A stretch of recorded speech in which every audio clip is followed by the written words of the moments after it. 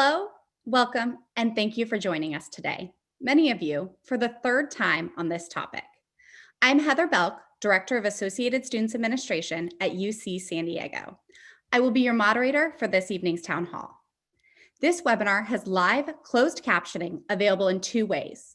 First, you can click on the closed caption button at the bottom of the screen and select Show Subtitles, or you can also click on the link that is pasted into the chat. I would like to begin by introducing UC San Diego Dean of Undergraduate Education, Dr. John Moore, for some opening remarks. Thank you, Heather. And it's my pleasure to join you and our fellow Tritons for an important discussion about the ongoing tensions around the 2020 presidential election, the violence in our nation's capital, repercussions of those actions, and the transition of power to come. 2020 has been one of the most contentious elections in history. It serves as a critical reminder that we cannot sit on the sidelines in our communities. We each play a critical role casting our ballots and making our voices heard in our representative democracy. But now is the time to shift our focus and look towards the future. However, first, how can we learn from what has happened and use those lessons to move forward? Discussions like the one we are having today help us engage in nonpartisan reflections, understand the intricacies of our electoral and political systems, and inform efforts to continue and advance civic engagement. In doing so, we demonstrate our fundamental commitment to democracy and together promote a healing process for all who consider this nation their home. Thank you to everyone joining us today for your respectful participation. I'd like to extend a special thank you to our faculty expert panel from the Department of Political Science and the School of Global Policy and Strategy, who will help us look deeper and answer your questions. Following this evening's webinar, our colleagues from Counseling and Psychological Services and the Faculty and Staff Assistance Program are holding special follow-up sessions to provide conversation for members of our campus community. We will share the Zoom links for those sessions at the end of the webinar. But now, without further ado, let me return the floor to Heather to get us started. Thank you. Thank you, Dean Moore, for your inspiring remarks. The circumstances surrounding the 2020 presidential election have extended into 2021. With the violence on the nation's capital on January 6th, 2021, and the inauguration in the near future, many continue to grapple with questions and emotions related to this election cycle. Today, we will discuss some of the topics of concern. We also have a group of panelists who are here to answer your questions. During registration, all attendees had an opportunity to submit questions for the panelists to answer. We have selected some of the most popular questions for the panel today. Please feel free to use the Q&A window to submit additional questions during the presentation, and our panelists will do their best to provide answers. Due to our time limitation, we will not be able to get to all of your questions. However, we will try to post answers on our website in our FAQ. I would now like to welcome all of our panelists to turn on their cameras as we get started. I'd like to welcome our panelists. Dr. Dan Butler is a professor of political science at UC San Diego. His research is in American politics, and his research uses experiments to study issues of representation. Dr. Thad Kauser, and Dr. Kauser is a professor of political science and department chair. He studies American politics at the national, state, and local level, and this year has led a team of scholars across the UC campuses to study how voters in California and in the nation want to cast ballots during the pandemic. Dr. Legina Gauss. Dr. Gauss is an assistant professor of political science. She studies race and ethnic politics, protests, and political representation in the United States. She is working with a team of political scientists to study how grassroots organizations use social media to organize during the pandemic. Dr. Sam Popkin. Dr. Popkin is professor emeritus of political science at UC San Diego. In addition to a diverse collection of published works, Dr. Popkin has been a consulting analyst in presidential campaigns, political parties in Europe and Canada, and the U.S. Departments of State and Defense. And Dr. Barbara Walter. Dr. Walter is a professor of political science at UC San Diego School of Global Policy and Strategy and an adjunct professor in the political science department. She's an expert in international security with an emphasis on civil wars. Her current research is the behavior of rebel groups in civil wars, including inter-rebel infighting, alliances, and strategic use of propaganda and extremism. Thank you all so much for joining us a week after the events of January 6th to dive into this conversation and answer questions. We're truly grateful. Let's get started. I'd like to direct the first question to Dr. Kauser. And the question is, where are we now? What do we know? And what happens next in terms of process? Thanks very much, Heather. So when we were last together as a Triton community talking about this election in mid-November, we thought we were near the end of a very contentious election year. So here's where we were at that point. We knew we had an election that was the most broadly participated in a presidential election in American history. And we knew that from what teams of outside international observers had shown, as well as domestic analysts, that it was a free and fair election conducted without major problems and without major flare-ups of violence at that time. And where we were headed was a set of legal fights where challenges were brought by the Trump administration and some of its lawyers, which was absolutely their right to have their day in court. We've seen a lot of history since then, and American political institutions and American politicians have been tested as never before. My take after reflecting on what happened last week and where the events even up till yesterday is that American institutions have passed that test.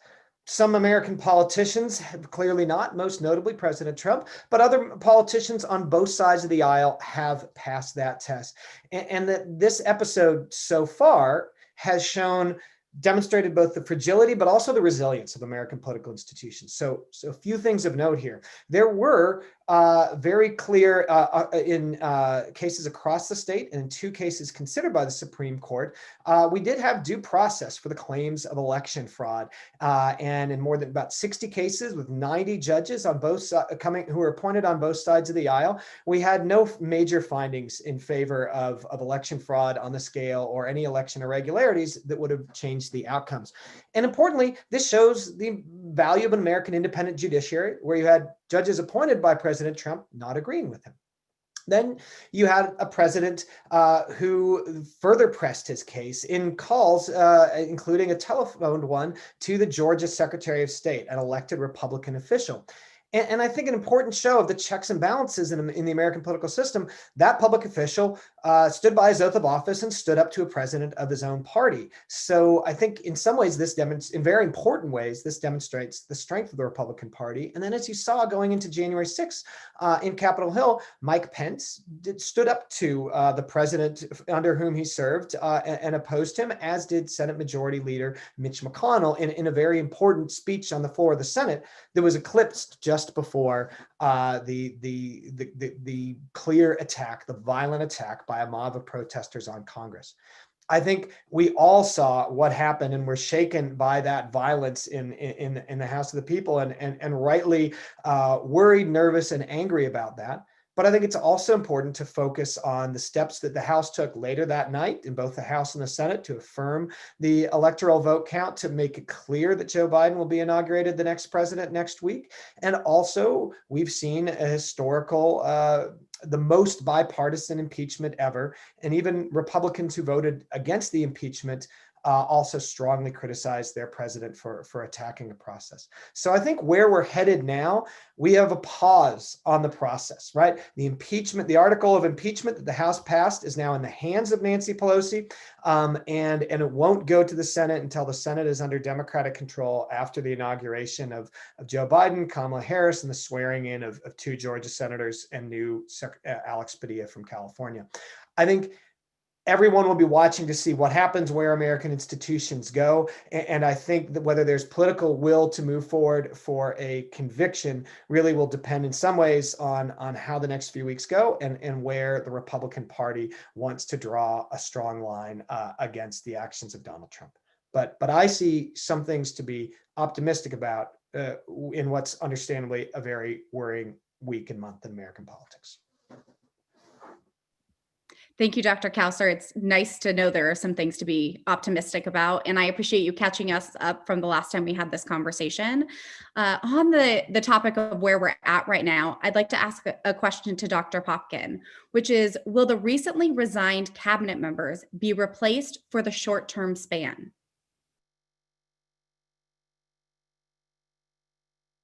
Dr. Popkin, I think you'll need to unmute. I've been too well behaved to turn it on. One of the things we don't know very well and won't for a while is what the temporary acting unconfirmed appointees through the cabinet are doing. There have been arms sales opposed by Congress and Senate. There have been appointments. There have been changes in intelligence procedures regarding observations of Russia and China. And we don't know if this is nothing or if this is a big deal yet. We know some of this is slightly more than usual and designed to produce very large speed bumps for President Biden and his administration to make it a little harder for the normal reversal of the last president's extremes by the new president's move to the left or the right. And we don't know yet, but it's been a very unusual set of appointments, and nothing horrible has happened yet, we don't think, but we don't know if anything good has happened or bad. It's not as optimistic as Professor Kauser. We appreciate the perspective, though. Thank you. For our next question, I'd like to start with Dr. Butler, but I'd also like to invite Dr. Popkin, Dr. Walter, or any of our other panelists to join us in this conversation. And it's speaking about moving to the violence at our nation's capital on January 6th. Perhaps, Dr. Butler, you can begin this answer. Historically, has something like this ever happened in the US or elsewhere? And what was the resolve or the fallout from that? Yeah, thank you for your question, and thank you for having me here. I was talking to a friend as the day's events unfolded, a friend who studies democracies worldwide, and they immediately thought of Kenya 2007, where there was a really close election, and the losing candidate cried a foul and said, "Oh, these are false results," and he whipped up a kind of a mob violence, and it really spiraled into a pretty serious, protracted conflict. The other one more close to home that has kind of similar flavor is, and probably many of our audience have heard of this event just because of the news, but 1898 in Wilmington, North Carolina, where a new government of that had a group of black and white candidates won the election, and then there was a coup, a violent coup that took them out. And in that case, they actually they remained in office. That is the insurrectionist. And I guess this is where we have the more optimistic point, which is neither of those kind of have happened yet. And we have no, there was what happened January 6th was terrible, and not just terrible, just unprecedented in all the worst ways. But so far, people are responding in ways that give us hope. So Heather, I'll jump in here. I studied political violence and civil war, and I'll tell you what worried me the most last Wednesday. What worried me the most was the individuals who stormed the Capitol truly believed that the election had been stolen. Today, they still believe that the election had been stolen. A poll of Republicans, a snap poll of Republicans shortly after those events found that 45% of Republicans supported the siege of the Capitol, and 65% of Republicans believe the election has been stolen, and they still believe it. So they truly thought they were being patriots and that they were saving America's democracy when they went into the Capitol and tried to prevent the peaceful transfer of power. And that belief hasn't changed. So what worries me is that if you look historically at civil wars over time, there's a much higher risk of civil wars after elections in which the incumbent is perceived to have come to power illegitimately. And many, many Republicans and millions of Americans today believe that Biden is an illegitimate president, and that hasn't changed, and they still believe that it is their patriotic duty to do something about it. That worries me a lot.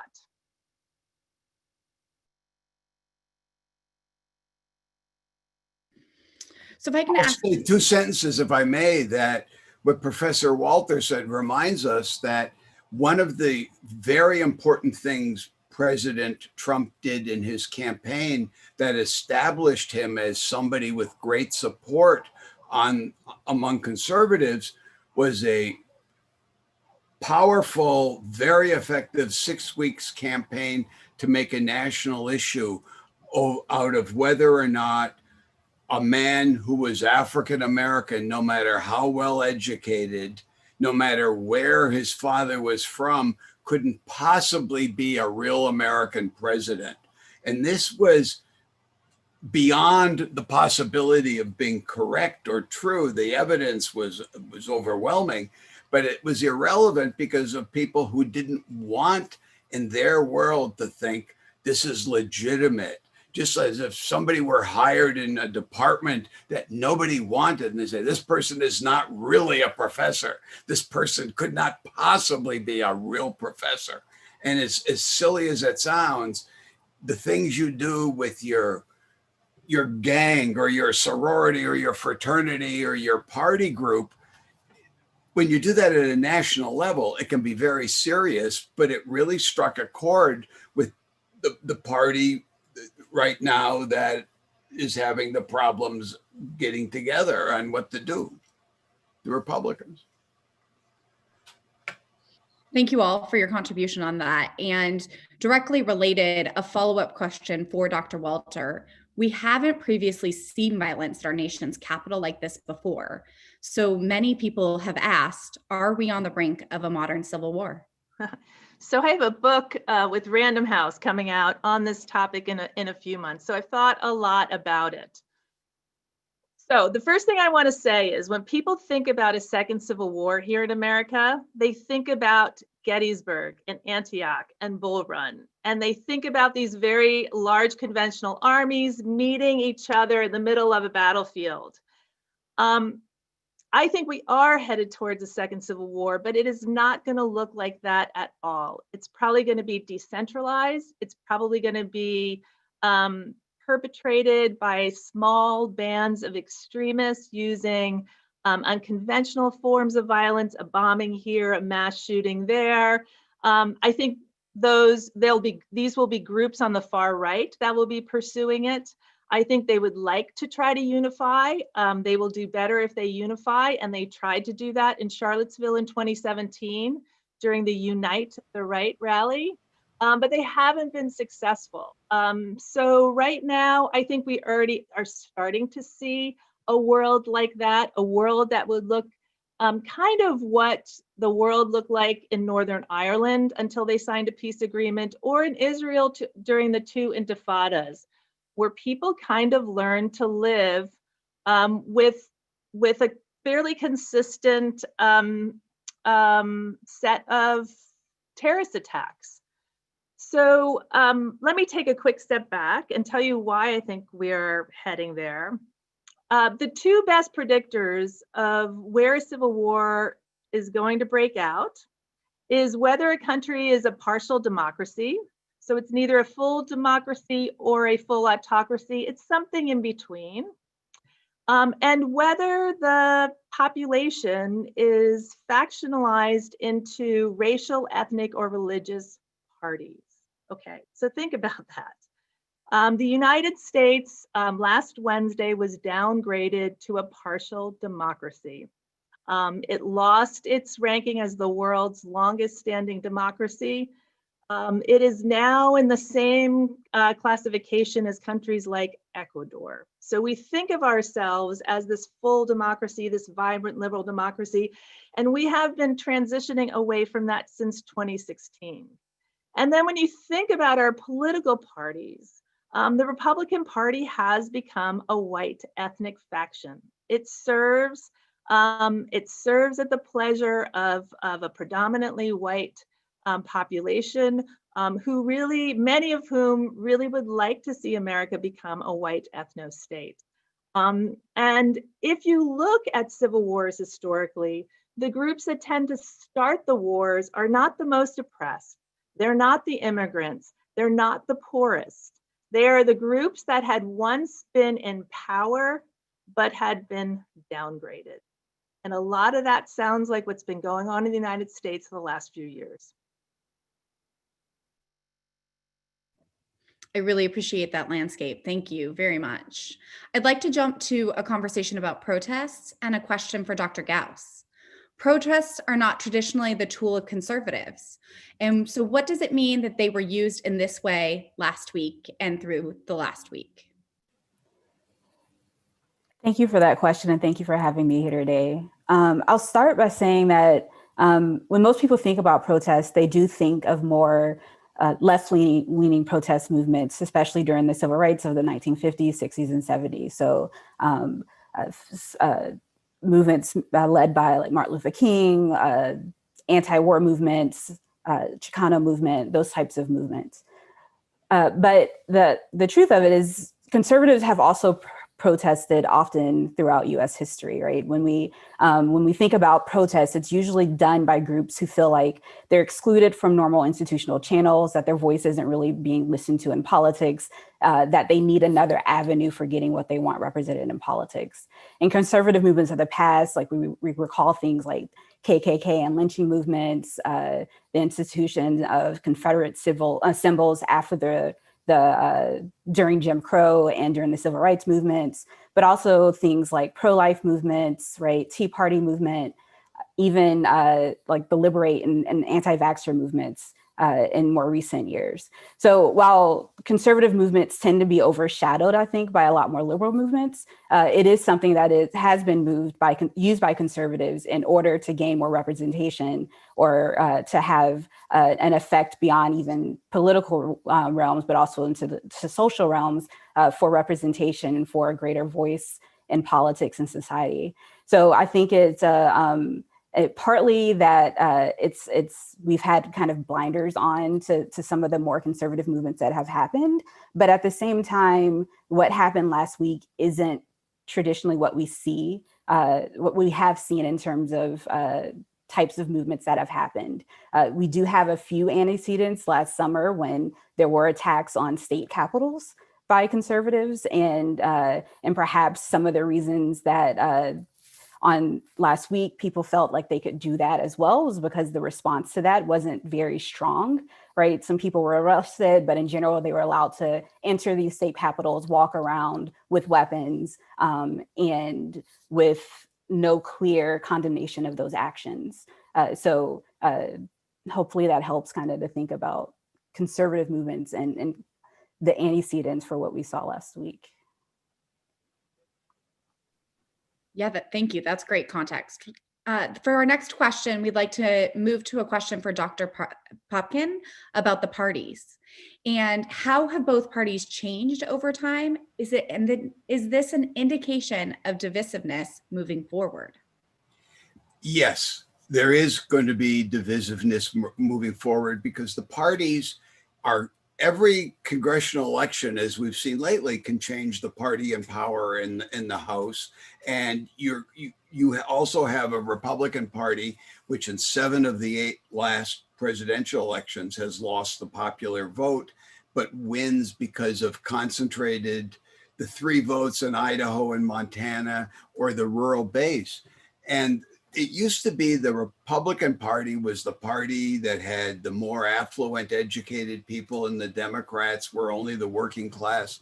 But now we have a growing urban-rural divide that's related to an education divide. And in California, we are in the state in America with the lowest percentage of people who identify with a religion or who attend religious services. So in every way, we are as far different from parts of the old Confederacy or the rural parts of states like Wisconsin, where I grew up, as we can be. And the cultural divide has been exacerbated by Supreme Court decisions in recent years. Well, first with separate but equal being struck and opening up of the education system completely, you see an extraordinary change today that is hard to imagine in the last 50, 60 years. But at the same time, in parts of the country, there's been no change. And you have a resentment of the immigration, and especially people who don't speak English. And in one part of the country, much of the former Confederacy, you have a very strong concentration religiously of evangelical social conservatives. And 60% of evangelicals in America believe that to be truly American, you have to not only speak English, which most of Americans believe, but also have to be Christian. And there's a very narrow definition of Christian. And the party has become a vehicle for the protection, not just of whiteness, but of what's called Christian democracy, American democracy. And we have a large number of people in the party who believe that it's more important to have the Bible guide our way than the Constitution or the courts. And this will be played out. There's a divide in the party between people who want to keep this fight going and want to leave the fight. And the keep the fight going is losing ground. And we don't know how long the bitter skirmishing will occur before somebody within the Republican Party changes things. But for the future, the divide between the parties is fairly strong. The reasons the Democrats have been doing better than expected after 2016 is this new nationalist Christian approach has not had as much appeal in the suburbs as it had in the rural areas in the South. Right now, 1/2 of all the congressional representatives in the Republican Party are from the 11 states of the Confederacy. And that's always been a more religious conservative group. It's the highest it has ever been in American history for Republicans. That's really interesting. Thank you. I appreciate that. Our next question was a very popular one that was submitted, and it's for Dr. Kauser. Can you describe the characteristics of a protest and when that protest crosses over into unlawful disruption? Yeah, thanks very much. There's been a lot of discussion, right? And you saw it on the floor of Congress yesterday about what were the differences or what were potentially the similarities between protests this summer. And as Professor Gauss said, there were many conservative protests, including many that turned very violent, and the attempted kidnapping of Michigan Governor Gretchen Whitmer, as well as protests on the left that some turned violent. And you saw condemnations from both parties of some of the violent nature of those. But here, I think, are some of the factors that made what happened last week in Washington, D.C. qualitatively different from protests and protests that turned violent. And what made many call it, and now strong majorities of both Democrats and independents and strong minorities of Republicans are willing to call this an insurrection and a rebellion. Right. So here are the aspects of that. Right. Is that this was action targeted at directly at an American political institution. So that's where the violence and that's where the attack was on Congress, was on the People's House. And it wasn't just on any day. Right. It was on the day in which Congress was voting and the fault lines were clear. And that was the vote that was expected was the whole reason for the protest and the reason that the people like Rudy Giuliani had called for war. Was that the vote of the people to create a peaceful transition of power was going to be enacted, right? So it was designed to disrupt, and you saw people with zip ties who were there to make citizens arrests on politicians, Democrats and Republicans, for when they were there to do their constitutionally sworn duty. So to me, that was what elevated this and made it very different. The other comparison that we've seen drawn and that's been a subject of discussion is between the reaction of the Capitol Police and other law enforcement groups that were planning how to address this protest, actually interacting with rioters when it became clear that it was a riot, and then what the aftermath was in their response. And I think here, look, we will learn, recognizing that it's an incredibly difficult job to do this as a law enforcement officer, and these people were under tremendous strain, 58 attacked, 1 killed. But looking at the entire planning process, there's no question from a clear comparison of, say, January 6th to the June 1st clearing of Lafayette Square, that protesters were treated differently when you had a protest that was almost entirely white versus protests that have been more diverse and predominantly people of color. So you had very different levels of preparation, very different levels in which prior threats were taken seriously. You had less strong barricading. You had different ways in which law enforcement officers were sent into this situation, with riot gear in Lafayette Square and in generally in street clothes left unprotected here. People were treated differently at the time. We've all seen videos of that, and the aftermath was different. So there were 289 arrests made after Lafayette Square, only 14 arrests made by Capitol Police officers on January 6th. And so it's very clear that the racial disparities, we'll leave it to others, and this needs to be studied seriously to try to get at the roots of that. But it was clear to Americans that people were treated differently, and that race was the strongest predictor of that in these protests. And that's another call to action that we'll need to work on to effectively heal as we go forward. And also, I should note that a lot of what I've learned about protests and how they're covered and how they're covered on social media, we're lucky, has come from our own faculty. So we're extraordinarily lucky to have Professor Legina Gus, who is a leader in this field. And so I would like to hear from her both about, so that question about the parallels between these two actions, but also what this means and what sorts of costs it imposes upon people who are considering taking part in protests based on their race, ethnicity, and socioeconomic status. So. Professor Kauser, for those insights, but also throwing it to me. There have been a lot of comparisons between the Capitol Hill attacks last week and then also the protests last summer, mostly by Black Lives Matter protests. And in some ways, I think it is a huge false equivalency. So I've heard the comparisons being made in lots of different ways and by lots of different types of people. And I think there's been a huge difference, not only in the response to the protests and the motives for protests, but also the tactics that will be employed and kind of the fallout and the implications for what it means in a democracy for having people participate in politics, right? So as Professor Kauser talked about, one of the major differences was the goals of the protests, right? So the Capitol attack was meant to necessarily subvert democracy and overturn an election because a lot of people felt like it was not legitimate, right? And even more than that, there were a lot of people there who were holding a lot of paraphernalia, a lot of symbols, signs about white supremacy, white nationalism, against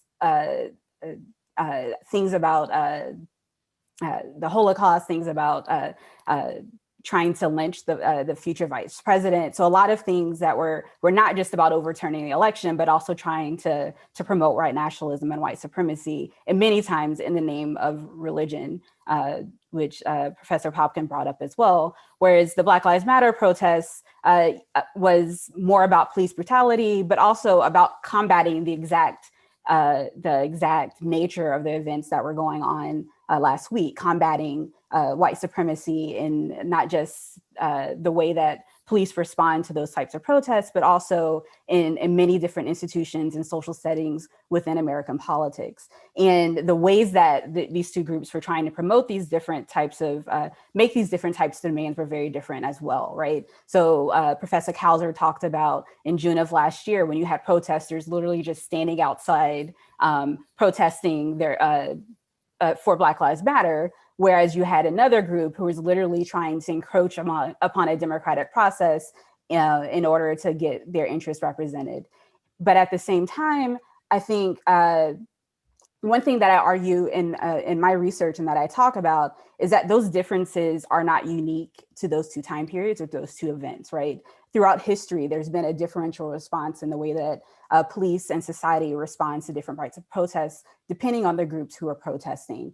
People of color, not just Black protesters, but also Indigenous protesters, Latinx protesters, a lot of different types of groups who aren't white or who are challenging kind of the status quo institutions tend to face a lot more violence from police and a lot more condemnation from the public in their efforts for greater progress. And a lot of times that when people talk about Black Lives Matter protests, they talk about how, yes, those two are violent protests, but research has come out in many different places that talks about over 96% of protests, Black Lives Matter protests, are nonviolent. And violence, and not just talking about physical harm, but also towards property destruction, right? Over 96% of those are nonviolent. And then the violence that does happen tends to be either incited by police or because of conflicts with police, right? So a major difference we saw is that when there were curfews in the past protests, you saw police actually arresting people and sometimes in very violent and kind of awe-striking ways in the media coverage of that. Whereas last week, people were still allowed to be, to kind of peacefully walk away. Police were letting them go home and pass by, right? One good, or I guess hopeful piece of this is that the way, even though the initial response by the public and by police may be harsher towards people of color, my research also finds that you're more likely to see positive legislation for groups facing costlier protests than you would for groups like those who participated in the Capitol attacks, right? So you're not likely to see, we did not see an actual overturn of the election. As Professor Kauser talked about, there was a definitive move even that night to make sure that that group didn't get what it wanted from that policy. Whether or not we kind of devolve into what Professor Walter was talking about, into the Civil War, kind of depends on the way that our institutions respond and how strong the condemnation is towards those actions so that they don't continue to escalate in the way that they have over the last couple of years. If I can give one or two sentences that talk to me about the difference that's going on in America. Many of you in California, I urge you to see the movie Fruitvale Station about the murder on at the platform on New Year's Eve years ago of a young African-American peacefully sitting with friends on the platform, and an angry policeman murdered him. This was at the same time as painful, long, violent demonstrations after the death of a young African-American in Ferguson, Missouri. And a big difference to me between the two events was that when the white policeman started to harass this young African-American, hundreds of people on the subway platform on BART going in or out of the city from parties videotaped it, and the policeman was off the force and on trial within days after the event. Whereas in Ferguson, none of that happened. More and more around the country, there are places like Fruitvale. Not that it's enough yet, but you see the difference in racial mistreatment in America today from 50 years ago is that A, there's likely to be videos, and B, the videos are likely to matter. It's not to say that don't worry about things, but it to me is a small growing sign of progress in dealing with the issues. The number of police chiefs in America who are concerned about minimizing violence because of what it does to their force, who work with the police equity groups, for example. So I want to jump in here quickly and say something counterintuitive, but important. Wednesday was a failure of policing. In fact, it was probably a conscious failure to police. And I don't know if we'll ever know this for certain, but I'm sure Donald Trump did not want those rioters stopped. I'm sure he and his cronies did a whole series of things behind the scenes to ensure that there wasn't a lot of law enforcement that day, because I do think on some level he wanted it to be a successful self-coup. He did not want it to fail. However, I think the failure to police last Wednesday will ultimately be a blessing in disguise. And I think that's really important to understand, especially at a time when people are angry. Why wasn't there justice? This is going to end up, I think, hurting the far right than almost anything else they could have done.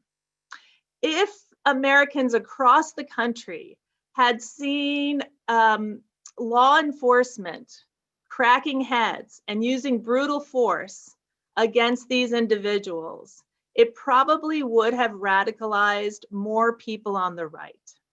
If some Americans had seen an African-American police officer beating the crap out of a white guy from Maryland, it probably would have radicalized more of them. But the fact that the police were so passive and in some ways complicit made it clear without a doubt to every American who saw those images that we have a problem. And the problem isn't on the left, the problem is on the far right. And it probably goes deep, and it probably goes in some respects into our law enforcement, into our former veterans and our military, and we have not been doing anything about it. So I think Wednesday's images and the videos are the best possible evidence that Americans could get. And Americans are generally in denial a lot of time about race in this country. The problem is there, it has been growing, it has been allowed to grow, and we have to do something about it. Thank you all for that conversation. That was really incredible. I appreciate it. I'd like to ask our next question as a follow-up to Dr. Walter, which is, how did political extremism and belief in conspiracy theories become so widely accepted? Social media. I think in a few years, it's going to be common knowledge that this degradation that we've seen in democracy around the world, especially in these once strong, stable democracies that we thought were impermeable to this sort of thing, that the degradation that we've seen in human relations and in society, and this deep disinformation world that we are now living in, is the result of people now getting their news online and from social media, then from traditional media organizations that used to be regulated, and that ultimately and unconsciously, or at least inadvertently, tech companies in their pursuit of profits and in their pursuit of engagement have made a series of decisions that have been absolutely destructive for democracy and for societies. I'm going to also jump in. I think I'm going to come back to that very same point, but I'm going to start with the hopeful part and then come back to this to end at the same spot. About a decade ago, researchers in political science started really looking at conspiracy theories. So the birther conspiracy really motivated this. And an early study found that people had this backlash effect, that when you actually if they're misinformed and you try to inform them, they actually seem to retrench. At least that's what this initial study found. And it's been widely influential and cited a lot. What's gotten less press is that other researchers went and tried to replicate what they did. And as part of the system, they found that's not true, actually. Generally, you can actually correct misinformation. People do update. But here's the problem. You have to actually, and those were done in a lab setting where you had their attention and you could give them. In the world, they're not necessarily getting those information anymore. And I think this is where Professor Walter is right.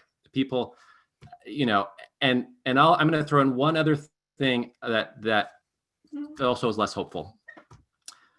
One of the downsides, potential concerns I have, I think primary voters are the most important constituency at this point to most incumbents. That's what they're worried about. They're worried about losing in the next primary. There's a not trivial chance that what happens is non-Trump Republicans are so turned off by what's happening that they opt out of being part of the primary. And what incentive then do the remaining Republicans have but to cater to that group, right? If that's the majority and there's no longer that balance there in the primaries. And so I think if people are consuming on social media, something that feeds into this, and incumbents don't have any incentives to win, that's who they need to cater to. They have no incentives to correct that information either. And so that's where I think this is kind of, I'm less hopeful. Yeah, and if we're thinking about what happens next, I think the next big move in American politics is up to the Republican Party establishment. A Republican Party establishment that on the morning of January 6th, with both actions by the vice president and actions by Mitch McConnell, took clear stands against Donald Trump, right? Mitch McConnell saying, no one looking at this sees any evidence that fraud overturned this election, and to continue to deny it when you lost an election, just because you've lost an election would take us on a Democratic death spiral, right? So this is a very strong break with the Republican Party. And then earlier this week, you saw Mitch McConnell floating the possibility that he would endorse an impeachment conviction of Donald Trump and removal and inability to run for future offices. But he hasn't quite, and other Republicans in the establishment who essentially saw their party taken over by Trump and Trump supporters, right? He was not the choice of the establishment, and in many ways had some different policy values, but certainly different political style. And so the Republican establishment right now has filed for separation from Donald Trump, but has not followed through on a divorce. And so that's the question about, will Mitch McConnell and 17 bring along a total of 17 Republican votes, which is what it would take to get the 2/3 majority if all Democrats vote for an impeachment conviction in order to do this. Why would they do this? One would be to especially do what exactly what Dan is talking about, is that when the next round of primaries are held for Senate and House races in 2022 and for the presidency in 2024, who will hold sway over that? If Donald Trump is still a politically live figure who can run by himself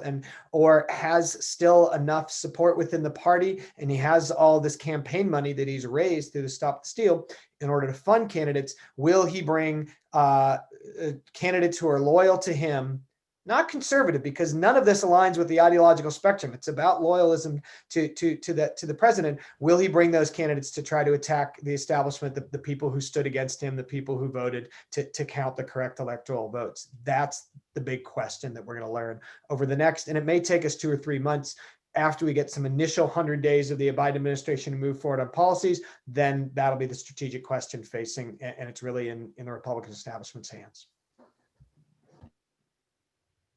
Thank you all for that conversation. I think that the notes about social media and fact checking is a really good reminder for all of us as we go into, as Dr. Kauser was talking about, the next iteration in the next few months. And it sounds to me like maybe we need in about 100 days, we need to have another one of these conversations. But I do want to be sure, we received a lot of questions about the impeachment. So I want to make sure that we get to some of those. And so my next question is for Professor Popkin. And what are the consequences of impeachment once President Trump has left office? The consequences when he has left office are very largely how it divides the Republican Party between people who would like to change the party and not rely so heavily on the extreme elements that are there. And it's a very complicated divide. On one hand, almost with one exception, literally every Republican running at a state level did better than President Trump on the vote. And so the establishment says, you don't need Trump. You're better off without Trump. Let's have just a nice conservative who follows the law and doesn't play games. But then you can make a very strong counter argument that, well, you need you need the people who wouldn't vote unless Donald Trump was there to go with the nice people and get you to the majority. I mean, Donald Trump has pulled out more Republican voters than any other person in history, and he has gotten more small donors as a proportion of the population than Ronald Reagan, Mitt Romney, any other Republican candidate since and possibly since World War II. I don't remember it at this moment. And it's a very tricky thing. What do you do? You know, talk about the divorce. The establishment never wanted him. Only two congressmen endorsed him, and both were indicted later for their personal behavior. And the only governor was Chris Christie from New Jersey. And the people who went with him mostly went with him because they really didn't want Senator Cruz as the candidate. They figured, well, Trump being a Northerner will be at least not as crazy as Cruz. Easy mistake to make, but it was a mistake. And now you've got this divide, and the other divide is money. The people who run the Fortune 500 companies in America care more about the opinions of UCSD students than about the people protesting at the Capitol, because UCSD students are the future of consumerism that they want to watch the ads on television. The older people, the rural people, the people who aren't as interested, they aren't as interested in reaching, can, go off and watch Duck Dynasty and their own shows, but they don't get the big sponsors. And all the Fortune 500 companies, with one exception, I believe, stayed away from the Republican convention in 2016, not to be near the possible president, now President Trump.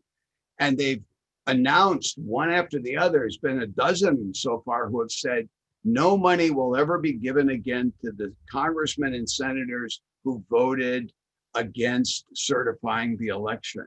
This is a new thing that's gone on first with LGBTQ issues in 2015 on marriage and people pulling away from Governor Pence in Indiana when he signed a very soon to be outlawed Religious Freedom Act. And this you see now, the companies who have consumers are staying away from politics. The money that of people who don't care as long as they win and get what they want are the private zillionaires who just invest their own money on Wall Street and don't care about anything but their personal wealth. And that's a very small group of America, but they really matter. When they give 100 million for some of these people is like 1,000 or 2 for one of us. That's a scary thought. Yeah, thank you. I appreciate that. We also had several questions submitted about healing. So perhaps Dr. Kauser, Dr. Popkin, you could start us off, and if anyone else wants to join in. But the question is, what does Biden's administration need to do in order to heal this fractured nation? Yeah, I think that's a fundamental strategic issue facing Joe Biden's administration. And what you've seen in the way he ran his campaign is that his inclination, and this has been true his political career, is to try to find the bits of common ground. And he's going to need that to move an ambitious legislative agenda forward. And so I think by focusing on consensus policy issues, right, that's been, and you see this signal today with his announcement of an economic stimulus and coronavirus package that frankly takes an idea from Donald Trump, right? Large stimulus checks and follows through on things that are consensus, right? Everybody wants more vaccinations, right? So that's what he is pushing so far. So if he can get some policy victories, right, that have bipartisan support, that show that he is pushing many of the issues that the 75 million people who didn't vote for him want to see moved forward, that will be an effective bridge building thing. You've also seen him keep his rhetoric ramped down. So he is not, he took a very strong stand against what happened, just as lawmakers on both sides of the aisle did, but he's not been wading into the impeachment waters. And so, he I think will now be part of the strategic conversation with Speaker Pelosi, with the soon-to-be Senate Majority Leader Chuck Schumer, and I think that will also include some back and forth with Mitch McConnell to try to figure out what he could do. I think in some ways that the most healing thing for many in the center, right, would be some sort of a strongly bipartisan condemnation of what happened last week to show that neither side agrees with it. And I think that's what many in Washington, D.C. are trying to move towards. That's a very good summary, Thad. And I think one of the problems with healing is people think about Washington, they say the parties are fighting with each other.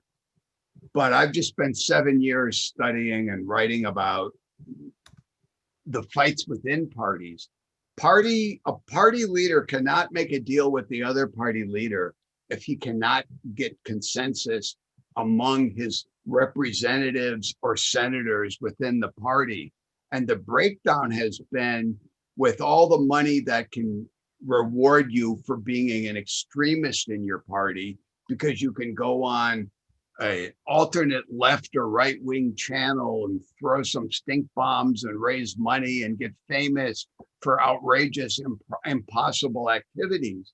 The best President Biden can do is to be focused on bread and butter and health. And that then raises problems about racial justice, because we see nationally when people talk about raising the minimum wage is popular in some of the reddest states in America. But the minimum wage is a different issue than affirmative action or access to jobs, glass ceilings, racial ceilings, ethnic ceilings. It's a very tough line for President Biden to follow, to find a way to do something for the people who gave him the victory, who spent the thousands of hours of organizing, not just Stacey Abrams, but thousands of people that she's become the brilliant symbol for.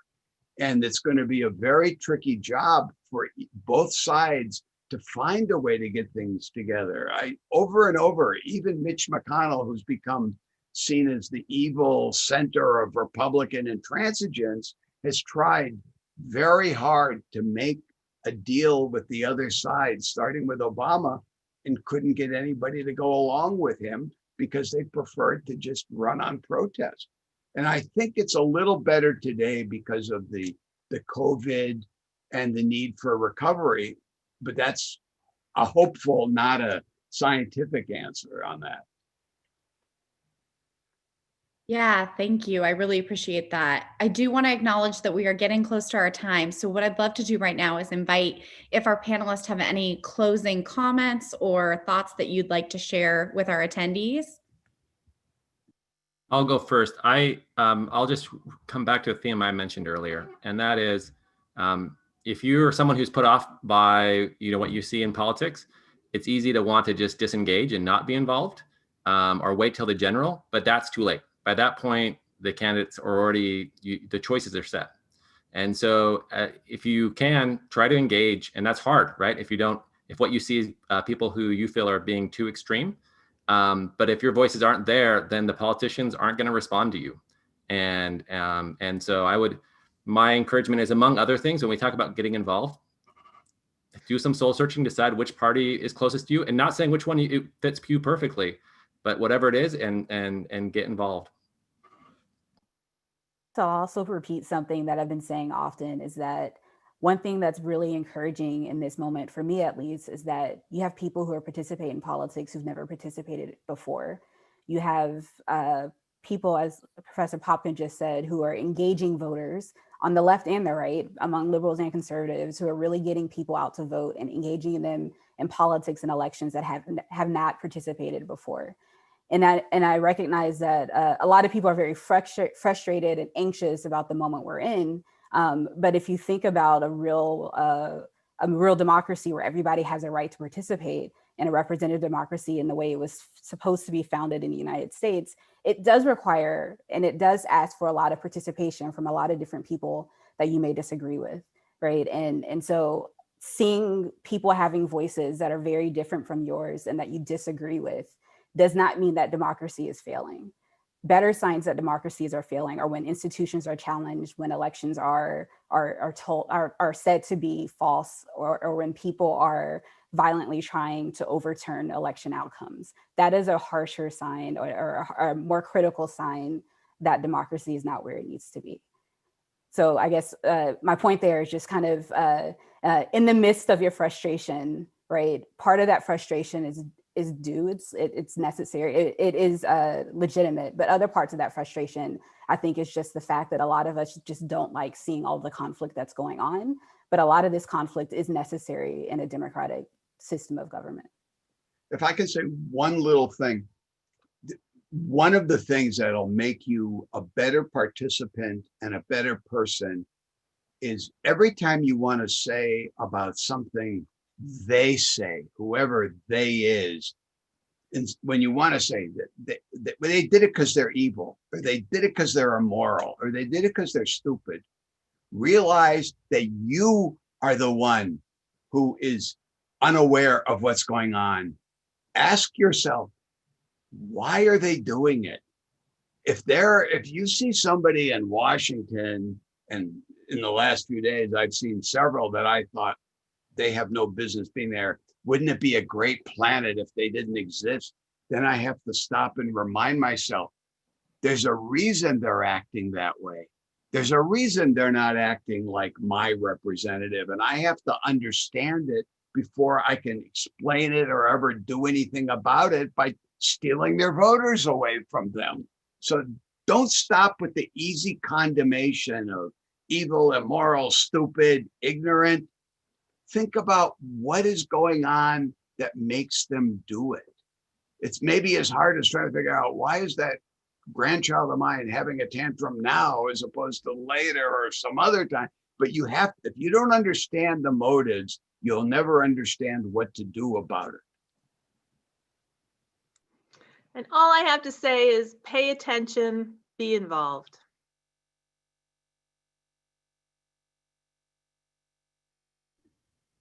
It's important sentiments. Thank you. Dr. Kauser, did you have anything else you wanted to add? No, I think that's a great way to wrap up. Thank you so much, Heather. Thank you, John, for hosting this, and the full team. And it's wonderful to see so many Tridents involved on this and staying engaged. And we really appreciate everybody coming together, and wish we could be here in person to continue the conversation, but soon. All right. In 100 days, we will. Yeah, I hope so. And I really want to thank you all for your valuable guidance on so many salient questions. And for those of you, our attendees, who feel like you'd like additional guidance or space for processing, our colleagues from Counseling and Psychological Services and the Faculty and Staff Assistant Program are holding respective Zoom processing spaces immediately following this webinar, and the links to each of these are in the chat. I'm afraid that's all the time we have for today, but I really want to thank everyone for your questions. This conversation has been so informative and robust, and we'll be attempting to answer everyone's questions by updating the FAQ that's on the Elections 2020 tab of the Free Expression website, and posting a recording of this town hall there as well. The URL for that is also in the chat. We hope this town hall has proved helpful to you, and we also want to remind you, our UC San Diego community are about the mental health support resources that are available.